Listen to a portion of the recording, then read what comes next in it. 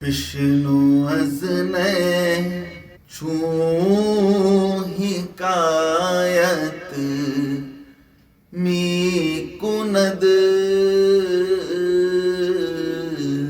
وز جدائی ها شکایت می کند. بسم اللہ الرحمن الرحیم. الحمد للہ رب العالمین والصلاة والسلام علی سیدنا محمد سید الانبیاء والمرسلین وعلی آلہ واصحابہ اجمعین، اما بعد. گزشتہ کے درس میں سلسلہ گفتگو رکا تھا بدو عورت اور اس کے شوہر کے درمیان مکالمے. شوہر نے قناعت، صبر و رضا کے ساتھ زندگی گزارنے کی تلقین کی اور اس کے فائدے بیان کیے. عورت نے شوہر کی ان باتوں کو شیخی اور غیر ضروری طور پر اپنے آپ کو اچھال کے پیش کرنا یا اپنی نیکی ظاہر کرنا، قناعت کے نام پر لالچ کا مظاہرہ کرنا، یہ الزام لگاتے ہوئے شوہر کے ساتھ نہ صرف بحث و تکرار کی بلکہ اس نے شوہر کو برا بھلا بھی کہا اور کہا کہ یہ طریقہ کار نہیں ہے، میں اس طرح کی زندگی نہیں گزار سکتی. تو اس کے بعد اب شوہر عورت کے اس طرز عمل پر سخت غصے میں آ گیا. پہلے تو اس نے سمجھانے کی کوشش کی، لیکن اس کے بعد جب عورت کا یہ طرز عمل ٹھیک ہوتا ہوا نظر نہیں آیا تو وہ بہت سخت ہو گیا. آخر میں اس نے بات یہاں تک لائی کہ گھر کی لڑائی سے خانہ جنگی، اس سے تو بہتر یہ ہے کہ سفر کی تکلیف برداشت کریں اور گھر چھوڑ کر چلے جائیں. تنگ جوتے سے پیر کا ننگا ہونا ہی بہتر ہے. یہ بات چل رہی تھی، یہاں پر ہماری گفتگو رکی تھی. اب جب بیوی نے دیکھا کہ شوہر بہت ہی تیز ہو گیا ہے اور بہت سخت ہو گیا ہے اپنے رویے میں، اب جدائی تک کی بات آ گئی ہے، تو اب عورت کا طرز عمل بدل گیا. ایک دم یک لخت اتر کے اپنی حقیقت پہ آ گئی، منت پہ آ گئی، وہ سماجت پہ آ گئی، وہ کیفیت ہو گئی عورت کی. اب یہاں شروع ہو رہی ہے عورت کی کہانی. کیا ہوا عورت کے ساتھ؟ زن چدید او را کے تندو تو سنست گشت گریاں گریا خود دام زنست. جب عورت نے دیکھا شوہر کو کہ اب وہ بہت تند ہو گیا ہے، بہت تیز ہو گیا ہے، بہت سخت ہو گیا ہے، فیئرس کی کیفیت طاری ہو گئی اس کے اوپر اور ان مینیجیبل ہو گیا ہے. تند کہتے ہیں بہت ہی، جیسے بہت زیادہ شدت کی ہوا چلتی ہے، تند ہوا، تو وہ سینس میں ہوتا ہے تند. اور تیز توسن کہتے ہیں تیز، اور ایسا کہ جیسے کہ وحشی ہوتے ہیں، وحشی جانور جب وہ غصے میں آ جاتے ہیں تو کچھ بھی نہیں دیکھتے، فوراً جھپٹتے ہیں، وہ طریقہ کار ہوتا ہے. توسن کا جو لفظ ہے اس کو فارسی میں اس کے معنی بیان کیے گئے ہیں رام ناشدنی، انہیں جس کو رام نہ کیا جا سکے، جس کو اپنے کنٹرول میں، قابو میں نہ کیا جا سکے. رام نشوندہ، ایسا آدمی جو اس کو مینیج ہی نہیں کیا جا سکتا.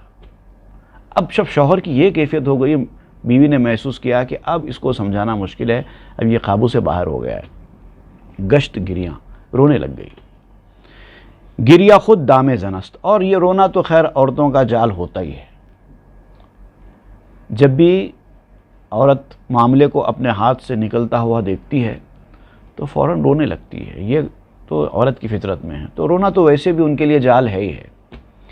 گفت استو کہ چنی پنداشتم است من امید دیگر داشتم. بولی میں تمہیں ایسا خیال نہیں کرتی تھی، میں سمجھتی تھی کہ ہم میاں بیوی ہے، اپنے اپنے خیالات کا اظہار کریں گے، تمہیں ایک چیز پسند ہے مجھے نہیں ہے، مجھے ایک چیز پسند ہے تمہیں نہیں ہے. اس طرح سے ہمارے درمیان ڈفرینسز آتے ہیں. میں تم کو کچھ سمجھانا چاہتی ہوں، تم مجھے کچھ سمجھاؤ، ایسا ہو سکتا تھا. لیکن میں تو ایسا نہیں سوچی تھی کہ تم اتنا سخت ہو جاؤ گے کہ جدائی تک کی بات کر دو گے. است من امید دیگر داشتم، تم سے مجھے امید دوسری تھی، میں تم سے دوسری امید رکھتی تھی کہ تم مجھے سمجھاؤ گے، مجھے مناؤ گے. اس طرح کا معاملہ ہوتا تھا، لیکن ایک دم تم سخت ہو گئے. زن درآمد از طریقے نیستی گفت من خاک شمایم نیستی. عورت خاکساری سے پیش آنے لگی، انکساری پہ آ گئی، ڈاؤن ٹو ارتھ ہو گئی اور بولی کہ میں تو تمہاری خاک ہوں، بیوی کہلانے کے لائق نہیں ہوں، تم مجھے بیوی بنا کر رکھتے ہو، یہ تمہاری مہربانی ہے، ورنہ میں تو خاک ہوں تمہارے پاؤں کی۔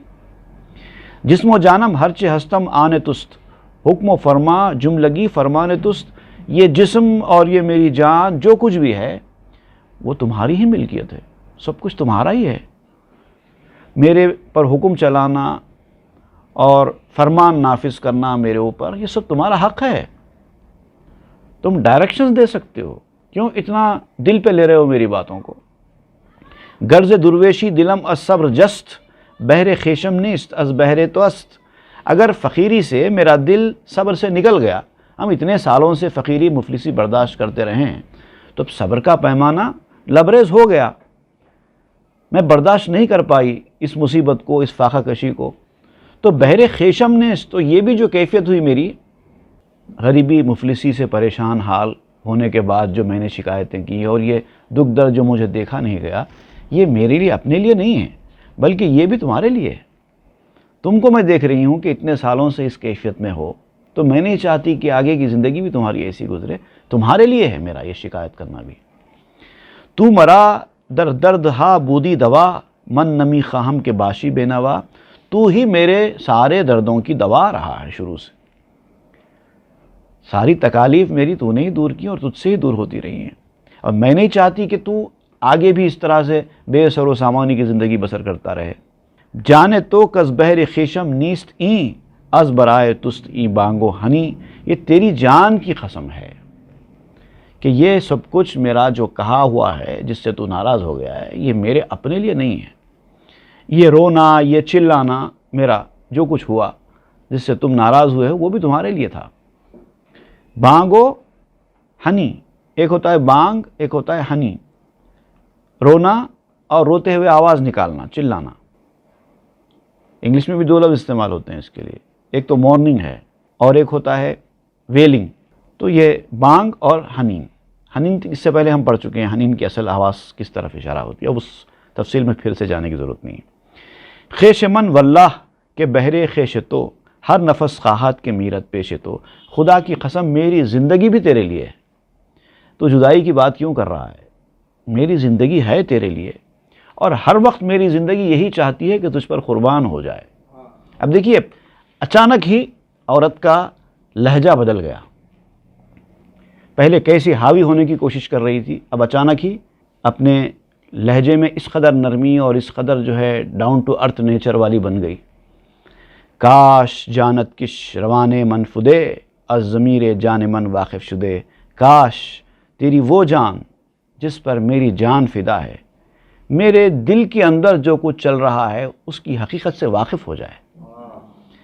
تیری جان وہ جان ہے جس پر میری جان فدا ہے، لیکن یہ جو تیری جان ہے، میرے جان کے اندر جو کچھ چل رہا ہے اس سے واقف ہو جائے تو اچھا ہے۔ میں ظاہر سے جو کچھ کہہ رہی ہوں اس کو سن کر آپ اتنے غصے میں آ گئے، میرے اندر کیا ہے وہ بھی تو واقف ہوتے تو کتنا اچھا ہوتا۔ چوں تو بامن این چنی بودی بزن، حمز جاں بیزار گشتم حمز تن۔ حقیقت یہ ہے کہ تیرا یہ جو گمان ہے میرے ساتھ، آپ یہ سمجھ رہے ہیں کہ میں الگ ہوں، آپ الگ ہیں، آپ کی زندگی میرے ساتھ نہیں ہو سکتی، دو الگ الگ جوتے کے جوڑے ایک ساتھ نہیں پہنے جا سکتے، لہٰذا جدائی ہی آخری راستہ ہے۔ اس طرح کی جو آپ کی جو باتیں تھیں یہ میرے دل کے اندر جا کے چھپ گئیں، اور اب میں دل اور جان سے بیزار ہو گئی، جسم و جان سے بیزار ہو گئی ہوں، مجھے زندہ رہنے میں بھی مزہ نہیں ہے مجھے۔ آپ میرے بارے میں ایسا سوچتے ہیں؟ خاک را برسی مزر کر دیم چوں، تو چنینی با منائے جاں را سکوں۔ میں نے سونے اور چاندی پر خاک ڈال دی، اب مجھے سونے چاندی کی کوئی پرواہ نہیں ہے، کیونکہ میرے ساتھ جو آپ کا جو معاملہ ہوا ہے وہ مجھے سخت تکلیف دے رہا ہے۔ آپ ہی تو میرے دل کے سکون ہیں، اے جاں را سکون، جو میری جان کے لیے سکون ہے وہ ایسی بات کر رہا ہے، جدائی کی بات کر رہا ہے۔ تو کے در جانو دلم جا می کنی، زین قدر از من تبرہ می کنی۔ تو جو کہ میرے دل و جان میں جگہ بنائے ہوئے ہے، تیری ایک جگہ ہے میرے دل میں، میری جان میں، اور تو ہی میرے ساتھ اظہار بیزارگی کر رہا ہے، یہ کتنی تکلیف دہ بات ہے۔ تو تبرہ کن کہ ہستت دستگاہ، اے تبرائے ترا جاں عذر خواہ، تو بیزار ہو جا، اگر تو بیزار ہونا چاہتا ہے مجھ سے ہو جا بیزار، تجھے اختیار ہے، لیکن تو بیزار ہو جانے کے بعد میری ذمہ داری یہ ہے کہ میں جان سے دل سے معافی چاہوں، اور میں چاہ رہی ہوں، اور میں معافی چاہتی ہوں آپ سے، ٹھیک ہے؟ آپ اگر مجھ سے بیزار ہونا چاہتے ہیں آپ کا اختیار ہے، میں آپ کو فورس نہیں کر سکتی، لیکن میری جو ذمہ داری ہے میں وہ پوری کروں گی اور میں معافی چاہوں گی۔ یاد می کن آ زمانے را کے من، چوں صنم بودم تو بودی چوں شمن، وہ وقت بھی یاد کیجئے۔ ایک دور تھا جب آپ ہم نئے نئے تھے، وہ وقت یاد کیجئے کہ میں آپ کے لیے ایک بت کی طرح تھی، خوبصورت بت کی طرح تھی۔ Remember the time when I was beautiful like an idol and you adoring as the idolater. بت کی طرح میں تھی اور آپ اس بت کی پرستش کرنے والے کی طرح تھے، میری تعریفیں کیا کرتے تھے، میرے حسن کی باتیں سنایا کرتے تھے، وہ دور یاد کیجئے۔ بندہ بر وفقے تو دل افروختاست، ہر چے گوئی پخت گویم سوختاست۔ یہ جو بندی ہے اس نے تیری موافقت کے لیے اپنے دل کو منور کر لیا، ٹھیک ہے؟ میرے دل میں اندھیرا چھا گیا تھا لیکن اب آپ سے موافقت کرنا چاہتی ہوں، میں نے دل میں ایک روشنی پیدا کر لی ہے، ایک آگ جلا لی ہے، اور اب یہ کیفیت ہو گئی ہے کہ اگر آپ کہیں گے کھانے کو پک جا، آگ جلا دیں گے اور کہیں گے کھانے کو پک جا، تو میری کیفیت یوں کہ میں تو پکنا تو دور کی بات ہے، آپ کی خواہش کے سامنے جل بھی جاؤں گی، اتنی دیر آگ پہ رہوں گی کہ پکنا تو کیا داغ بھی لگ جائے تو لگ جائے۔ من سپاناخے تو ام ہر چم پزی، یا بترشی یا بشیری می سزی۔ سپاناخ، سپاناخ اصل میں یہ اسپاناخ ہے، فارسی میں اسپاناخ ایک ڈش ہوتی ہے، ہمارے پاس اس کو پالک پلاؤ کہتے ہیں، یا پھر پالک کا ساگ، پالک سے بنی ہوئی چیز ہوتی ہے اسپاناخ، تو یہاں پر سپاناخ الف گرا کر استعمال ہو رہا ہے۔ من سپاناخے تو ام، میں تیرے لیے پالک کا ساگ ہوں، میں تیرے لیے پالک پلاؤ ہوں۔ ہر چم پزی، ہر چم پزی اصل میں فارسی لفظ ہے بہرچے مرا پزی، اس کا شارٹ فارم بنایا گیا ہے، جس طرح تو چاہے پکائے، میں تیرے لیے پالک کا پلاؤ ہوں اور تیری مرضی ہے جس طرح چاہے پکائے۔ یا بترشی یا بشیری، اب اس کو آپ اگر کھٹا ڈال کر کھٹا سالن کے طور پہ پکانا چاہتے ہیں پکائیے، یا اگر اس کے اندر میٹھا ڈال کر میٹھے سالن کی طرح پکانا چاہتے ہیں پکائیے۔ می سزی، اور یہ آپ کے لیے مناسب ہے، آپ جو چاہے کریں۔ کفر گفتم نکھ با ایما آمدم، پیش حکمت اسرے جاں آمدم۔ میں نے کفر بکا ہے، ٹھیک ہے، جو کچھ میں نے کہا ہے کفریہ کلمات زبان سے نکالے ہیں، نکالے ہوں گے، لیکن اب تو میں ایمان پر واپس آ چکی ہوں۔ پیش حکمت اسرے جاں آمدم، اور تیرے حکم کے سامنے جان سے حاضر ہوں، جدائی کی بات مت کرو۔ قوے شاہانہ ترا نشناختم، پیش تو گستاخ خر در تاختم۔ تیرے شاہانہ مزاج کو میں اصل میں پہچانی نہیں تھی، میں سمجھ رہی تھی کہ آپ بھی میری طرح کا انداز فکر رکھتے ہیں، لیکن مجھے پتا چلا ہے کہ آپ مصیبت میں بھی آپ کا دماغ، آپ کا دل شاہانہ انداز میں کام کرتا ہے، دل کی غنا ہے، ظاہری طور پر فقیری ہے لیکن دل امیروں کی طرح کا ہے۔ تو چونکہ میں نے اس کو اندر کی چیز کو سمجھا نہیں تھا، اس لیے پیش تو گستاخ خردر تاختم، میں نے گستاخی کے ساتھ، بے باکی کے ساتھ، ڈیرنگ کے ساتھ میں نے ایک سواری ہاں کی، گدھے کی سواری ہاں کی، گدھے کی سواری پر سوار ہو گئی، غلطی ہو گئی۔ چوز افوے تو چراغ ساختم، توبہ کردم اعتراض انداختم۔ اب تیری معافی کو میں نے اپنا چراغ بنا لیا ہے، میں تیرے سامنے معافی مانگتی ہوں اور تو معاف کرتا ہے تو وہ میرے لیے چراغ ہے، اور میں نے توبہ کر لی ہے اور اپنے اعتراض کو چھوڑ دیا ہے۔ می نہم پیشے تو شمشیر و کفن، می کشم پیشے تو گردن را بزن، اور میں نے تیرے سامنے تلوار اور کفن دونوں رکھ دیے۔ یعنی تلوار تو رکھی ہے تاکہ تو اگر مارنا چاہے تو مجھے مار دے، لیکن ساتھ میں نے کفن بھی رکھا ہے تاکہ مرنے کے بعد آپ کو کفن کے لیے ادھر ادھر جانا نہ پڑے۔ می نہم پیشے تو شمشیر و کفن، می کشم پیشے تو گردن راوزن، تیرے سامنے گردن چکاتی ہوں، مجھے مار ڈال۔ اس فراق تلخ می گوئی سخن، ہر چہ خواہی کن ولیکن ای مکن، تو کڑوی جدائی کی بات کرتا ہے، اتنی بری بات تیرے منہ سے نکل گئی، جدائی کی بات مجھے بہت کڑوی لگی ہے۔ ہر چہ خواہی کن، آپ کو جو کرنا ہے کرو، ہر چہ خواہی کن ولیکن ای مکن، یہ جدائی کی بات مت کرو، باقی آپ کو کیا کرنا ہے، تلوار سے مارنا ہے مار دو، اور کیا سزا دینا ہے دے دو، لیکن جدائی کی بات مت کرو۔ در تو ازمن عذر خواہ ہست سر، بات بے من او شفیع مستمر، میرے بارے میں اگر تجھ میں عذر خواہی کرنے والی ایک بات پوشیدہ ہے، چھپی ہوئی ہے، تو میری غیر موجودگی میں ہمیشہ سفارش کرنے والی ہے۔ ایک بات، ایک چھپی ہوئی چیز ہے عذر خواہی، جو میں اب کر رہی ہوں، معافی چاہ رہی ہوں۔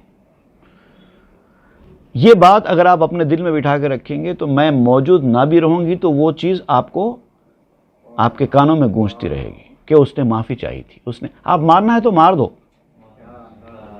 آپ مارنا ہے تو مار دو، لیکن میرے مرنے کے بعد بھی یہ جو میں نے عذر خواہی کی، معافی چاہی، یہ تیرے کانوں میں گونجتا رہے گا، اس نے تو معافی چاہی تھی، اس نے تو معافی چاہی تھی۔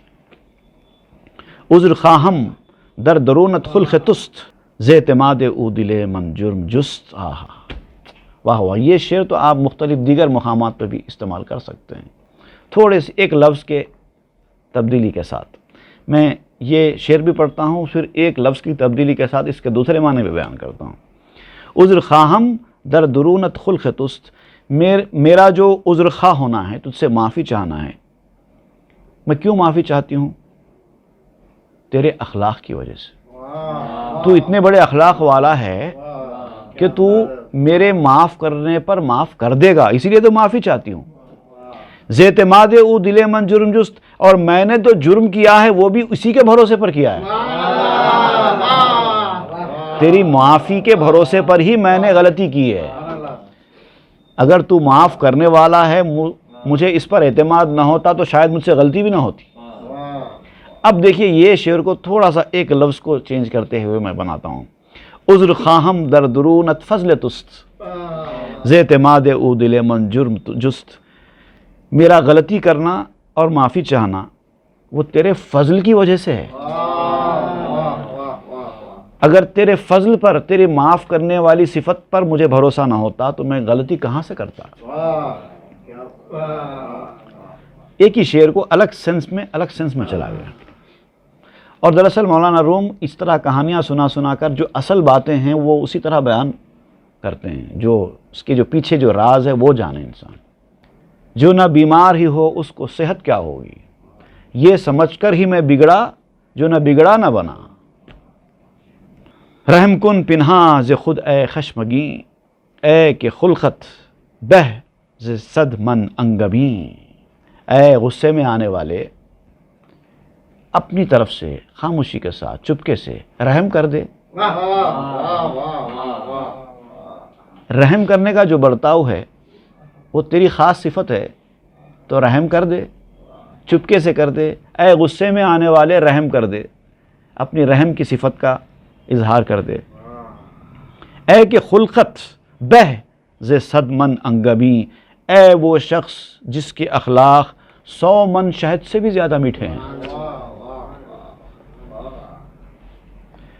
زین سخمی گفت با لطف و کشاد، درمیان گریہ برو او فتاد، اس طور پر کہ نرمی سے اور دل کھول کر وہ کہتی جا رہی تھی شوہر کے سامنے، بہت ہی نرمی، عاجزی، ان کے ساری محبت بھری باتیں یہ اس کے انداز میں آ گئی تھی۔ درمیان گریہ برو او فتاد، روتے روتے آخر میں منہ کے بل گر پڑی۔ ایک نسخے میں یہ مصرع ہے درمیان گریہ برو او فتاد، اور ایک نسخے میں ہے درمیان گریہ ای بر وے فتاد، تو وہ روتے روتے شوہر کے اوپر ہی گر گئی۔ گریہ چوں از حد گزشت و ہائے ہائے، از حنینش مرد را شد دل سے جائے، جب اس کا رونا اور ہائے ہائے کرنا حد سے بڑھ گیا تو اس کے اس رونے کی وجہ سے، اس تڑپنے کی وجہ سے، اس اظہار محبت کرنے کی وجہ سے اس مرد کا دل پگھل گیا۔ اب دیکھیے آپ یہاں پر مولانا روم جو ہے بیان کر رہے ہیں کہ عورت کیا ہوتی ہے اور مرد کیا ہوتا ہے، کیسے عورت مناتی ہے اور مرد کتنا سخت ہونے کے بعد بھی کتنی آسانی کے ساتھ مان بھی جاتا ہے۔ چوں قرارش مان دو صبرش بجائے، زاں کے بے گریا بدو خود دل ربائے، اس کا صبر و قرار کس طرح سے باقی رہتا۔ اب وہ صبر کہاں سے کر پاتا، کیونکہ اس اپنی بیوی کو بہت چاہتا تھا نا۔ جب اس قدر چاہت رکھنے والا اپنی بیوی سے جب بیوی کی یہ کیفیت دیکھتا ہے تو نرم پڑ ہی جاتا ہے۔ اسی لیے زاں کے بے گریا بدو خود دل ربائے، وہ رونے سے پہلے بھی شوہر کی دل ربا تھی، اب تو اور زیادہ ہو جائے گی نا۔ وہ رونے سے پہلے بھی بیوی کو پسند ہی کرتا تھا، تو اب تو وہ اظہار محبت کر رہی ہے، اب تو وہ اس کے قدموں میں جھک رہی ہے، اب تو اور زیادہ دل ربا ہو جائے گی نا۔ شد ازاں باراں یکے برخے پدید، زو شرارے بردلے مروے جہید، اس بارش کی ایک بجلی چمکی۔ بارش ہو رہی تھی نا، یہ بیوی کی جو بارش چل رہی تھی معافی چاہنے کی، عاجزی انکساری کرنے کی، یہ ایک بارش کی مثال دے رہے ہیں۔ اسی بارش کے دوران ایک بجلی چمکی اور اس کی ایک چنگاری مرد کے دل پر آ کے گر گئی۔ مطلب اچانک ہی مرد کی جو کیفیت تھی سخت اور ترش لہجے کی وہ چینج ہو گئی۔ زاں کے بندہ روئے خوبش بود مرد، چوں بوت چوں بندگی آزاد کرد، اس لیے کہ مرد اس کے حسین چہرے کا پہلے سے غلام تھا۔ اب یہ ایک مجبوری آ گئی تھی، خیالات نہیں مل رہے تھے، اس لیے جدائی کی بات اس نے کی تھی، ورنہ حقیقت تو یہ تھا کہ وہ شوہر پہلے سے ہی بیوی کو چاہتا تھا، اس کا غلام تھا۔ چوں بوت چوں بندگی آزاد کرد، اور جب آزاد آدمی ہی غلامی کرنے لگے تو کیا ہوگا۔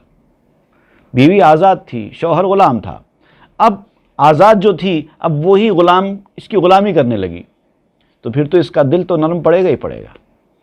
آں کے اس کبرش دلت لرزاں بوت، چوں شوی چوں پیش تو گریاں شود، وہ جس کے تکبر سے، جس کی بڑائی سے، کبر سے دل لرزتا ہو، وہ ایسی جلال والا ہو۔ کوئی شخص ہے جو بہت زیادہ تکبر گھمنڈ والا ہے، جلال اور ہیبت والا ہے، وہ اگر تیرے سامنے آ کر عاجزی انکساری کر کے رونے لگے تو تیرا کیا حال ہوگا۔ تو بیوی سے مراد لے رہے ہیں، بیوی کی یہ کیفیت اچانک چینج ہو گئی، پہلے سے ہی وہ چاہتا تھا، وہ معشوق تھی، شوہر عاشق تھا، اب بیوی خود یہ غلاموں کی طرح برتاؤ کرنے لگے تو شوہر کا کیا حال ہوگا۔ آنکھ از نازش دلو جاں خوں بوت، چونکہ آیت در نیازوں چوں بوت، وہ جس کے ناز سے دل اور جان خون ہو گئے ہوں، اب وہی نیاز مندی کرنے لگے تو کیا ہوگا۔ آنکھ در جورو جفایش دام ماست، عذر ما چبوت چوں او در عذر خواست، وہ جو ظلم و ستم میں ہمارے لیے جال ہے، جب ظلم و ستم کرتی ہے تو ہمارے لیے جال ہے، تو اگر وہی ظلم و ستم کرنے والے آپ سے معافی چاہنے لگیں، جو آپ کے اوپر ظلم و ستم کرتے ہیں، جن کے ظلم و ستم کو آپ سہتے ہیں، وہی آ کر آپ کے ساتھ معافی چاہنے لگیں تو دل کی کیا کیفیت ہو جائے گی۔ اب ہمارے پاس معاف نہ کرنے کا کیا عذر رہ جائے گا۔ آنکھ جس خون ریزیش کارے نبوت، چون نہد گردن زہے سودا و سود، جس کا خون ریزی کے علاوہ کوئی کام نہ تھا، وہ جب گردن جھکا دے تو کتنا اچھا سودا اور کتنا اچھا نفع ہے۔ جو شکایتیں کرتی ہے، جو گھر کے ماحول کو خراب کرتی ہے، وہی شوہر کی اطاعت و فرما برداری کرنے لگے، وہی شوہر سے محبت کا اظہار کرنے لگے تو کتنا اچھا نفع کا سودا ہو جائے گا۔ آنکھ جز گردن کشی نایت ازو، خوش درایت بات چوں باشد بگو، جس کو تکبر کے سوا کچھ آتا ہی نہ ہو، بڑائی کے سوا بات ہی نہ کرتا ہو، وہ عاجزی انکساری سے پیش آئے تو کیا ہوگا۔ دیکھیے ایک ہی بات کو کس الگ الگ انداز سے آپ بتا رہے ہیں۔ زینا للناس حق آراست است، زاں کے حق آراست چوں دانند جست۔ اللہ تعالیٰ نے قرآن مجید میں فرمایا ہے زینا للناس حب الشہوات من النساء، اللہ تعالیٰ نے لوگوں کے لیے خواہشوں کی محبت، عورتوں سے خواہشیں پوری کرنے کی محبت پیدا کی ہے، اللہ تعالیٰ نے پیدا کی ہے، زینت دی ہے انسان کو اس چیز سے۔ تو اب فرماتے ہیں کہ اللہ تعالیٰ نے خود آراستہ کیا ہے یہ چیز، بیوی کی طرف شوہر کا میلان جو ہے، جو رغبت ہے، وہ اللہ کی پیدا کردہ ہے، اور جس کو اللہ تعالیٰ نے آراستہ کیا ہے، قدرت کی آراستہ چیز ہے، یہ قدرت کی دی ہوئی چیز ہے، اس سے بھاگیں گے کیسا آپ؟ اور خاص طور سے اس وقت جب کہ بیوی خود عاجزی انکساری کرتے ہوئے جھک رہی ہو، تو شوہر چھوڑ کے کہاں سے بھاگے گا؟ چوں پے یسکن الیہا شافرید کہ توانت آدم از حوا برید۔ ایک اور قرآن مجید کی آیت ہے وَمِنْ آیَاتِهِ أَنْ خَلَقَ لَكُم مِّنْ أَنفُسِكُمْ أَزْوَاجًا لِتَسْكُنُوا إِلَيْهَا وَجَعَلَ بَيْنَكُم مَّوَدَّةً وَرَحْمَةً، کہ اللہ تعالیٰ کی آیتوں میں سے یہ بھی ایک نشانی ہے، اس کی نشانیوں میں سے ایک نشانی ہے کہ اس نے تمہارے لیے تمہارے ہی جانوں میں سے جوڑے بنائے تاکہ تم سکون حاصل کرو، اور پھر تم دونوں کے درمیان محبت و مروت رکھ دی۔ تو یہ اللہ تعالیٰ کا بنایا ہوا نظام ہے، اس سے بھاگیں گے کہاں سے؟ تو جب اس کو یسکن و الیہا کے لیے اللہ تعالیٰ نے خود پیدا کیا ہے تو کہتے ہیں کہ پھر آدم اور حوا جدا کیسے ہو سکتے ہیں؟ کہ توانت آدم از حوا برید، آدم حوا سے جدا ہو کر کیسے جا سکتے ہیں؟ رستم زال اربوت وز حمزہ پیش، ہست در فرما اصیل زال خیش۔ زال جو ہے اصل میں بوڑھی کو کہتے ہیں، کمزور بوڑھی، ایک بوڑھی عورت جو بہت کمزور ہے۔ رستم کہتے ہیں بیٹے کو، زال کا بیٹا، ایک زال عورت تھی، بہت بوڑھی عورت تھی، اس کا بیٹا تھا رستم، مگر بہت طاقتور تھا، بہت طاقتور تھا۔ تو کمزور عورت کا بیٹا رستم، اربوت وز حمزہ پیش، اگر وہ زال کا رستم ہو اور اپنی طاقت میں حمزہ سے بھی بڑا ہوا ہو۔ اب حمزہ جو ہے دو نام ہیں، کون سے حمزہ کی طرف مولانا روم اشارہ کر رہے ہیں نہیں پتہ، مگر دونوں کا سینس ایک ہی ہے، دونوں ایک ہی کوالٹی کے ساتھ جانے جاتے ہیں۔ ایک تو حمزہ ہے حضور صلی اللہ علیہ وسلم کے چچا، حمزہ بن عبد المطلب، جن کی شجاعت بہت ضرب المثل تھی، بہت بہادر اور بہت جری تھے۔ اسی طریقے سے ایک حمزہ اور تھے جو پہلوان تھے، وہ بھی بہت طاقتور تھے۔ تو آپ ان کی شجاعت، ان کی طاقت دونوں کو ملا کے ہوئے حمزہ کا لفظ یہاں پر استعمال کر سکتے ہیں۔ تو زال کا بیٹا رستم، بوڑھی عورت کا طاقتور اور بہادر بیٹا۔ اب یہ تصور کیجئے ایک بہت بوڑھی کمزور عورت ہے، اس کا طاقتور بیٹا ہے، بہت طاقتور، ہست در فرما اصیل زال خیش، وہ اپنی بوڑھی کے حکم کا قیدی ہے۔ طاقتور انسان، جلال والا، بہادر، کئی کلو ہاتھوں سے اٹھا لیتا ہوگا، لیکن اس کی ماں اگر کمزور نحیف ناتامانہ ہے تو وہاں پر آ کر سر جھکا دیتا ہے۔ ماں کے سامنے نہیں چلتی، کتنا بھی طاقتور ہو جائے، ماں کے سامنے اس کو جھکنا ہی پڑے گا۔ اپنی طاقت و توانائی کے بل پہ ماں کے ساتھ وہ کچھ نہیں کر سکتا۔ تو ویسے ہی معاملہ ہے یہاں پر بیوی شوہر کا۔ شوہر چاہے کتنا جلال والا ہو، بیوی کے سامنے آ کے بعض وقت سرنڈر ہو ہی جاتا ہے۔ آنکھ عالم مست گفتش آمدے کلمینی یا حمیرہ میزدے۔ اچھا پھر یہ تو ایک عام بات ہے، ہم لوگ سمجھتے ہیں کہ بیویوں کے سامنے اپنی غصے کا اور اپنے جلال کا اظہار نہیں کرنا مرد کی کمزوری ہے، ایسا ہم لوگ سمجھتے ہیں۔ آپ فرماتے ہیں کہ نہیں، ایسا خیال غلط ہے۔ کیا فرماتے ہیں؟ آنکھ عالم مست گفتش آمدے، وہ ذات جس کی گفتگو سے عالم مست ہو جایا کرتا تھا، جب وہ بولتے تھے تو ان کی خوشگوار گفتگو سے ہر چیز مست ہو جایا کرتی تھی، ایسی پیاری گفتگو ہوتی تھی۔ کلمینی یا حمیرہ میزدی، وہ بھی فرمایا کرتے تھے حضرت عائشہ سے گفتگو کرتے وقت، عائشہ مجھ سے بات کرو۔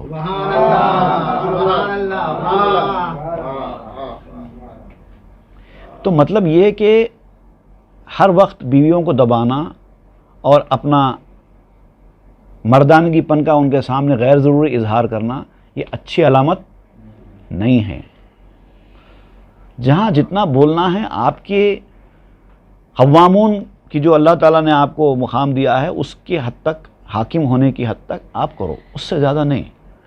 ظلم و زیادتی، ان کے ساتھ ہمیشہ خراب برتاؤ، یہ کرنا اچھے لوگوں کی علامت نہیں ہے. آپ یہ بھی بیان کر رہے ہیں.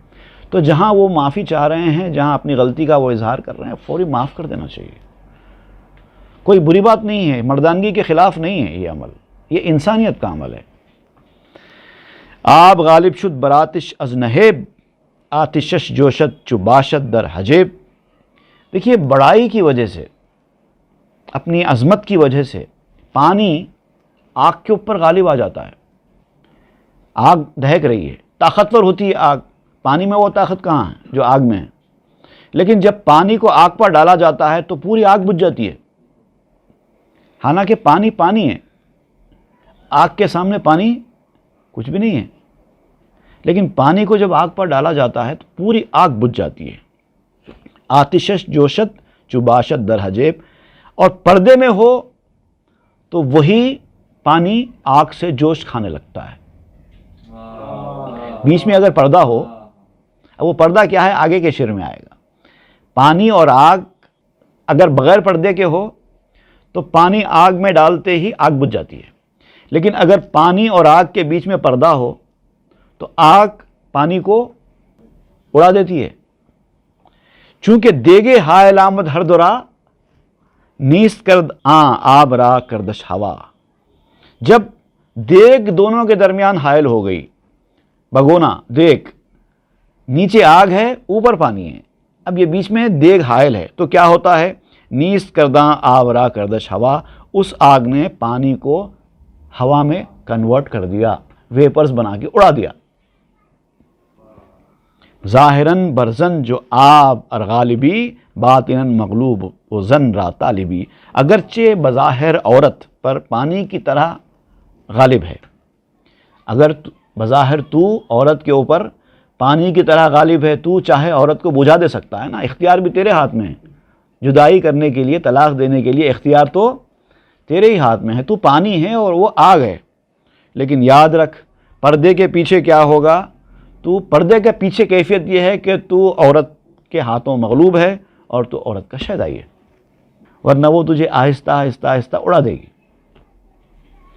این چنی خاصیت در آدمیست، مہر حیواراں کمستاں از کمیست. یہ انسان کی خصوصیت ہے. حیوان میں محبت کم ہے اور یہ اس کے لیے نقصان ہے. انسان میں حیوان میں فرق بتا رہے ہیں. عورت مرد کا تعلق انسانوں میں بھی ہے، حیوانوں میں بھی ہے، لیکن یہ جو محبت ہے یہ حیوانوں میں نہیں ہوتی، یہ انسان کی خصوصیت ہے. تو اگر آپ میاں بیوی کے درمیان محبت نہیں ہے، صرف ضرورت ہے، تو پھر تو آپ میں اور جانور میں کوئی فرق نہیں ہے. آپ کو جانور سے اپنے آپ کو الگ کرنا ہے تو اس میں محبت کو اضافہ کرنا ہوگا. ایسا نہیں ہے کہ ہر وقت اپنی مردانگی ظاہر کرتے ہوئے عورت کو مغلوب بنا کر رکھا جائے. اس سلسلے میں مولانا روم نے ایک حدیث بھی بیان فرماتے ہیں، اِنَّهُنَّ يَغْلِبْنَ الْعَاقِلَ يَغْلِبُهُنَّ الْجَاهِلَ. اگرچہ کہ یہ حدیث کی کتابوں میں موجود نہیں ہے، ہو سکتا ہے کہ حضور صلی اللہ علیہ وسلم کا قول نہ ہو یا کسی صحابی کا قول ہو، یا حضور کا قول بھی اگر ہے تو ہو سکتا ہے کہ سینہ بہ سینہ منتقل ہوتا آیا ہو. چونکہ بہت زیادہ رائج نہیں ہے، اس لیے حدیث کی کوئی کتاب میں اس کا ذکر نہیں ہے حدیث میں. لیکن مولانا روم بیان کرتے ہیں حدیث کہہ کر. کیا مطلب اس کا؟ وہ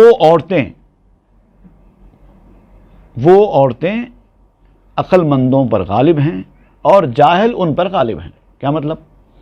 جو آدمی نیک ہوتا ہے، عقل مند ہوتا ہے، سمجھدار ہوتا ہے، پڑھا لکھا ہوتا ہے، للہیت والا ہوتا ہے، نیک ہوتا ہے، ان کے اوپر بیویاں حاوی ہو جاتی ہیں، ان کی نیکی سے فائدہ اٹھاتی ہیں، ان کی شرافت سے فائدہ اٹھاتی ہیں.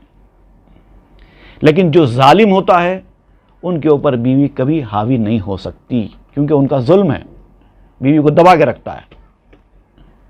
اگر آپ بیوی کو دبا کے رکھتے ہیں تو اس کا مطلب آپ ظالم ہیں. اگر بیوی نے آپ کو دبا لیا ہے تو آپ زن مرید یا بیوی کے غلام نہیں ہیں، بلکہ آپ شریف ہیں. اپنی شرافت کی وجہ سے بیوی کے ہاتھوں مغلوب ہو چکے ہیں.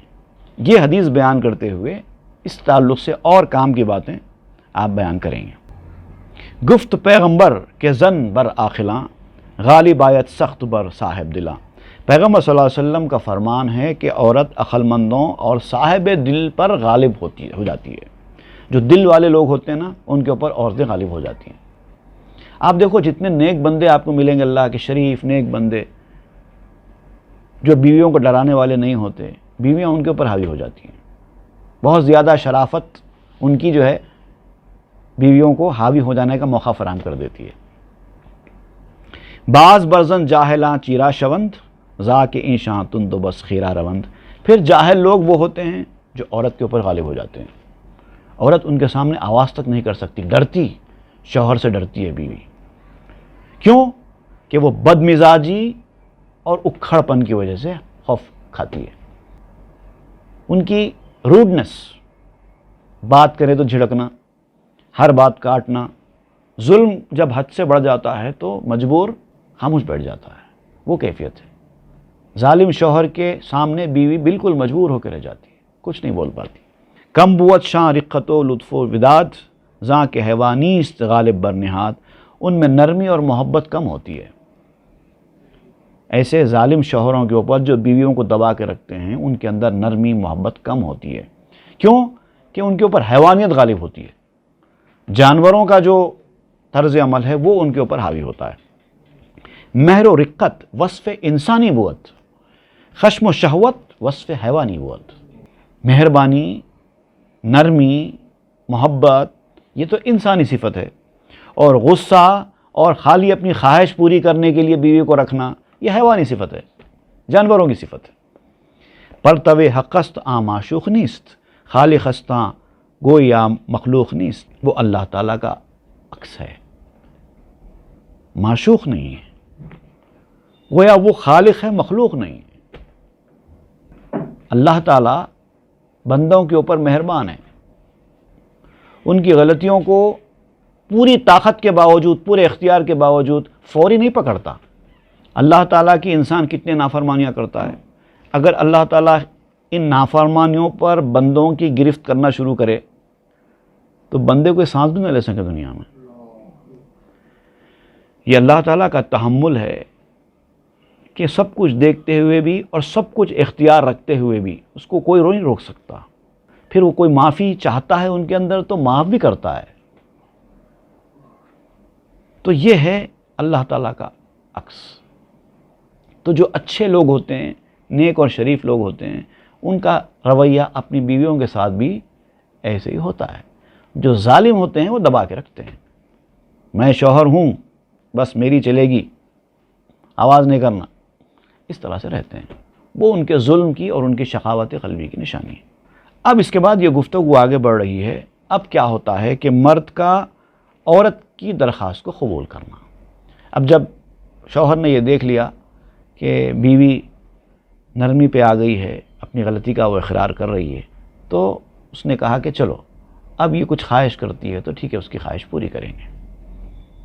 روزگار کے حوالے سے جو تجویز بیوی پیش کرنا چاہتی تھی، اب شوہر وہ سننے کے لیے آمادہ ہو گیا، اور اس کے اس اشارے کو اب وہ اللہ کا اشارہ سمجھتا ہے کہ بیوی جب ایک بات بول رہی ہے اور بہت پیار محبت کا اظہار کرتے ہوئے بول رہی ہے تو اس کے پیچھے کچھ ہوگا. چلو سن لیتے ہیں، ہو سکتا ہے یہی اللہ تعالیٰ کا اشارہ ہو. کیونکہ بہت سارے ایسے واقعات ہوئے ہیں، انبیاء کے ساتھ بھی ہوئے ہیں. سب کے ساتھ نہیں ہوتا ایسا، کبھی کبھار ہوتا ہے.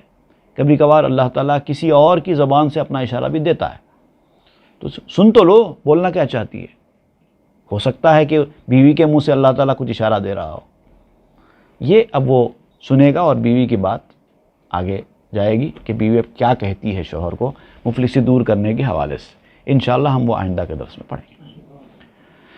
وصلی اللہ تعالیٰ علی خیر خلق سیدنا محمد و آلہ و صحبہ اجمعین والحمد للہ رب العالمین. بشنو از نی چون ہی کا